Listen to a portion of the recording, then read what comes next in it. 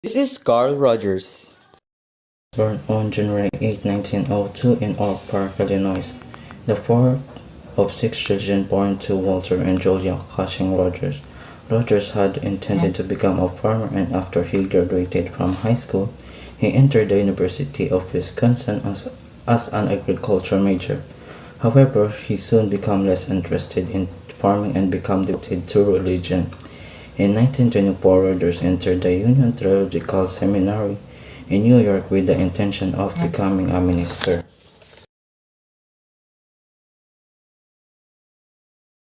In 1926, he left the seminary to attend Teachers College on a full-time basis with a major in clinical and educational psychology. In 1927, Rogers served as a fellow at the New Institute for Child Guidance in New York City and continued to work there while completing his doctoral degree. Rogers received a PhD from Columbia 1931 after having already moved to New York to work with the Rochester Society for the Prevention of Cruelty to Children. Rogers spent 12 years at Rochester working at a job that might isolated him from a successful academic career. In 1940, at the age of 38, Rogers moved to Columbus to begin a new career. In 1944, as part of the war effort, Rogers moved back to New York as a director of counseling service for the United Service Organization. After 1 year, he took position at the University of Chicago, where he established a counseling center and was allowed more freedom to do research on the process and outcome of psychotherapy. Rogers accepted a position at the University of Wisconsin 1957. Disappointed with his job at Wisconsin, Rogers moved to California where he joined a Western Behavioral Sciences Institute. He died February 14, 1987, following surgery for a broken hip.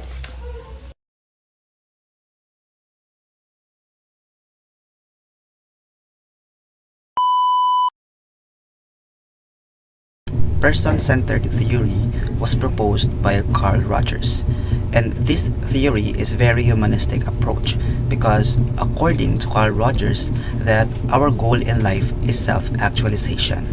Recalling from our previous lesson, self-actualization is the highest need in Maslow's hierarchy, and it is the fullest development of oneself.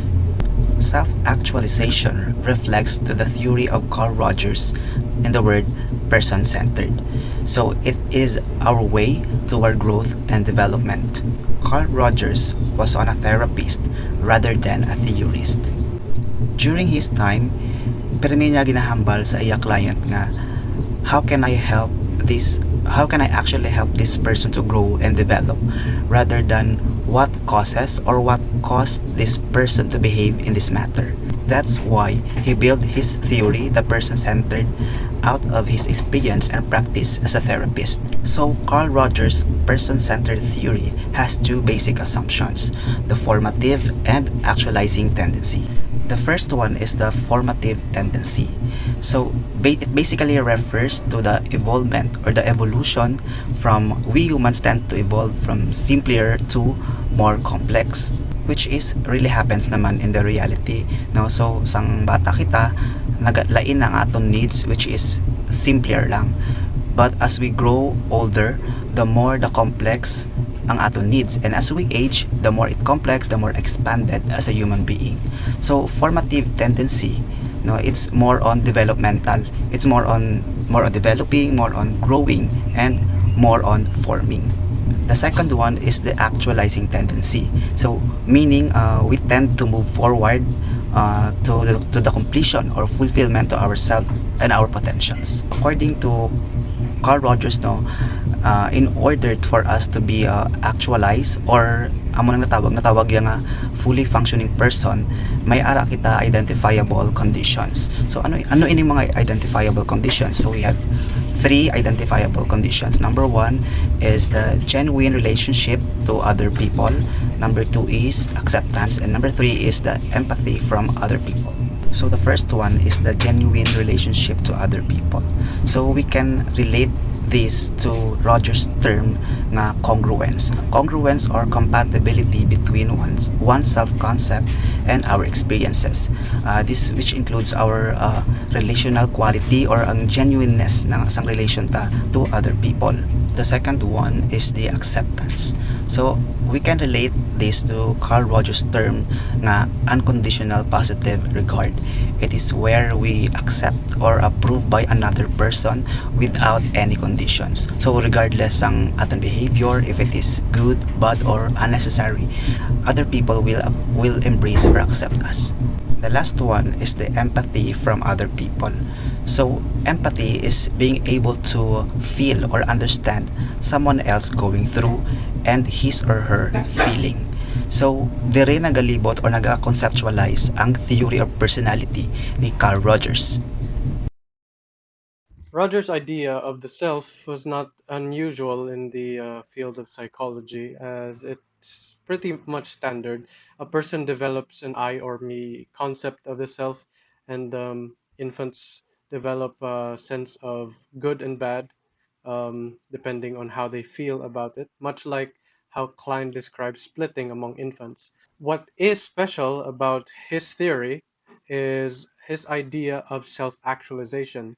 We encounter self actualization through Maslow, where he says that self actualization is the top of the pyramid when all the needs are met, right? However, in Rogers' case, he believes that self actualization is inherent to every human being. Therefore, everything that we do leads to self actualization. Now, his idea of self actualization actually defines what he believes to be the two self subsystems of a person's identity. The first is the self concept, which is how a person perceives themselves, how they view themselves in their current state. It doesn't have to be accurate, it just has to be perceived as they perceive it, as in how they see themselves from their own perspective. The second subsystem is the ideal self, which is basically the self that the person wants to become, or the self that the person wants to reach. This is the core of self actualization, the gap between the perceived self and the ideal self, and how a person reconciles them to become the person that they want to become. I will be tackling about awareness and the three levels of awareness. Awareness. It is the symbolic representation of some portion of our experiences. So according to Carl Rogers, aton siya ma-perceived as something na-experience na naton or aton nga feel na, nabatyagan na or na-experience na. Without sang awareness, wala sang self-concept kag wala man sang ideal self. So hindi ni sila nga duwa mag-exist. First one is the subsieved experiences. Some events are experienced below the threshold of awareness and are either ignored or denied. Pag siling kita nga ignored, I will give example. Boy passing by a group of teenagers and minding his own business. An activity that presents many potential stimuli, particularly of sight and sound.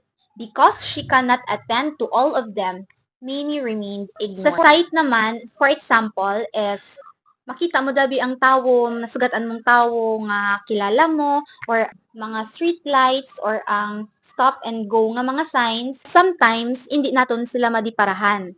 So, hindi tanan nga aton nga maagyan sa street is makita naton. Amo ni siya nga may mga ignored experiences kita.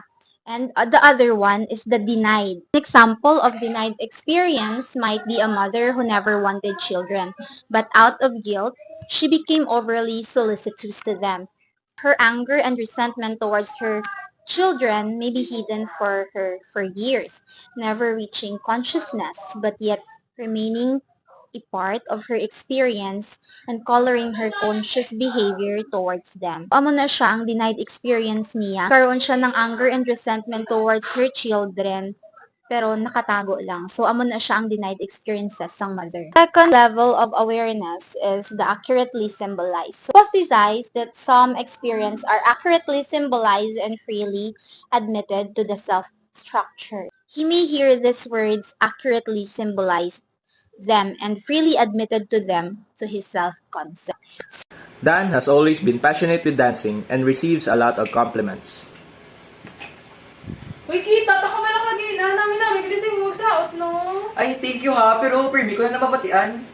So, ang iya na nga pag-perceive is positive. Muni nga mga experience is gina-perceive nato as align sa aton nga self-concept. So, the third one is the distorted perception. Ano ni siya ang distorted perception? Ang distorted perception is ang mga experiences that are perceived in a distorted form. For example, During a dance competition, a competitor of Dan complimented his dancing skills, but he dismissed that compliment knowing their competitors. Uy, namin kasi magsaot, no? Thanks. Ito, thank you. Kamalan sa bayan. Wala iman to ginanamin ang ginambalyaan. Ginapastikan ako to buro. Kasi na misinterpret mo lang. Di ba't silingan nga ka-kontra na ikaw mo muna napanulok yung sino. Sorry. ito nga distrusted competitor ang naghambal, ma-react siya in a very different way. Different than he did when he heard the same compliment na ginhambal sa iya sang iya trusted friend. For the recap, we have 3 levels of awareness. The first one is the subceived experience, the second one is the accurately symbolized, and the third one is the distorted perceptions. Barriers of worth refers to the obstacles that prevent a person from developing a healthy sense of self-worth. These barriers occur when people base their value on external factors like gaining approval or meeting expectation from others instead of feeling inherently worthy as they are. There are 4 barriers of self-worth. These are conditions of worth, incongruence, and defensiveness and disorganization. The first barrier of worth is conditions of worth. This happens when we feel our value depends on meeting other expectations or behaving in ways that gains approval. We develop belief that we are only good enough if we live up to other standards. This hinders personal growth and authentic self-expression. Conditions of worth has 3 parts. First is conditional positive regard. This occurs when love, approval, or acceptance is only given when a person meets certain expectations or behaves in specific ways. It sets stage for conditions of worth because people learn that they are valued only when they act a certain way. Second is conditions of worth, the internalized rules or standards we adopt based on how we believe others will value or accept us. This limits self-expression because we suppress our true feelings or desire to gain approval. And lastly, external evaluation refers to how we perceive others' opinion about us, whether positive or negative. This evaluation influences how we see ourselves. This fuels conditions of worth because we gave too much weight to others' judgment. The second barrier of worth is incongruence. Incongruence is the mismatch between how we see ourselves and our actual experience. The greater the gap, the more vulnerable and anxious we feel. This leads to inner conflict and emotional discomfort. Anxiety and dread are experienced as we gain awareness of such incongruence. Anxiety is like an early warning signal that there's an inconsistency between your self-concept and your actions or experience. On the other hand, dread occurs when the awareness of this incongruence becomes more intense or unavoidable. It is more serious than anxiety because it challenges the stability of your self-concept, making you feel vulnerable. The third barrier of worth is defensiveness. To protect ourselves from feelings of incongruence, we develop defenses such as distortion and denial. These defenses help temporarily but prevent us from fully addressing and resolving the issues. Distortion is changing or twisting reality to fit our self-image. And denial is refusing to acknowledge aspects of reality that threaten your self-concept. And the last barrier of worth is disorganization. When defenses fail, we may feel overwhelmed, leading to a chaotic or irrational behavior. This can lead to psychological breakdowns or disconnecting from reality, making it difficult to function healthily. In understanding the barriers of worth, it becomes clear for how crucial it is to foster unconditional positive regard, both from others and within ourselves. These barriers of worth hinder personal growth, authenticity, and psychological well-being. Hello, I'm Kat. Today I will be discussing the psychotherapy of Carl Rogers with a focus on stages of therapeutic change. I will be explaining it in Hiligaynon. Psychotherapy, client-centered therapy. So, diriya dapat si therapist siya mismo is congruent. It means organismic self, kag self-concept sang therapist is almost the same. Kung congruent siya, genuine ang maging relationship niya with the client. Kay siya mismo, which is the therapist, is genuine siya sa iya nga self. Para ma-heal ang isa ka client, kailangan may 3 conditions. So, ang first condition is counselor congruence. So, diriya is siya mismo wala sang psychopathology. Kag if may ara man, hindi ti super lala. Organismic self sang counselor and self-concept is almost the same. So, kailangan get same. Kay if hindi same, may tendency nga gapakuno-kuno lang. Kag if amo kasi na as counselor or amo kasi na as counselor for example is makita or ma-feel ni client. Kung genuine na si therapist sa relationship na sa iyang client, so pwede na matagaan si clients ng unconditional positive regard. Unconditional positive regard, batunon na si client kung ano man na sa, kung sino man na sa, kung paano man na sa mag-isip, kag kung ano ang mga experience na sa life without conditions. So, for example, di niya balaan kung sino siya, so si therapist, accept na si client kato. So, pag natabo na, si client is maisip na, if my therapist accepted me as who I am, even though I failed to make my family proud, then I am still a person worthy of being loved and understood even if I did not become successful. So, open na si client sa mga experiences niya. Batunon niya na sa iya self-concept kay may ara na siya idea na hindi man need taason iya self-concept kay may gabaton man sa iya, which is the therapist. Because of that, magiging open to change na si client. If si self-concept na maging same iya organismic self, then amat-amat na madula si psychopathology. Because hindi na siya defensive, why na siya ga-distort or ga-deny, so therefore, ang disorganization is madula. Sign na nakamove on ang client sa iya incongruence is may ara na siyang sang positive self-regard. Counselor mas healthy because if healthy siya or congruent siya, pwede niya na masturya si client in more empathic matter. So, diri na sa 3, ikachinga condition, which is the empathic listening. Diriya, you feel other person's feel, and this, the client feels that he or she is understood. For example, most of the time, humans, they don't listen. So, usually, other people is speaking, we are listening for us to have response. So, managapamati, ta kaya gusto ta may mabal sa mga ginashare nila or ginastorya nila para mabalaan nilang gapamati kami kita. So, but in therapy, it's not like that. The therapist actually listen. So, ano ang nabatsyagan sang client, nagaamo na iya na feel. So, damo technique. Let's talk about the characteristics of persons of tomorrow by Carl Rogers. Number 1, more adaptable. That means being able to adjust easily to new situations or changes. An adaptable person can handle surprises, challenges, or unfamiliar circumstances without getting upset or stressed. Number 2 characteristics, open to new experiences. It is being willing to try things even if they are unfamiliar or different. It's about being curious and excited to learn and explore or even do something you haven't done before. And for number 3, live fully in the moment. It means focusing on what's happening right now instead of worrying about the past or the future. And really paying attention to what you're doing or feeling at the very moment. Number 4, we have harmonious relationships with others. Means having good, peaceful friendship and relationships to others, and this person listens to others and understand their feelings and treats them with respect. They are kind and solve problems without fighting, making the relationship strong and positive.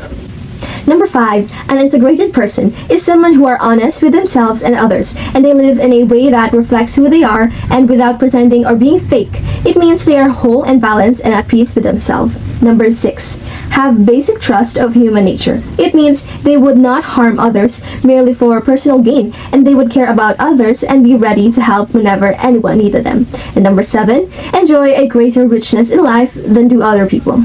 It means experiencing life in a deeper and more fulfilling way. This person finds joy and meaning in every moment, appreciates the little things, and is open to learning and growing, making their life feel fuller and more rewarding compared to others.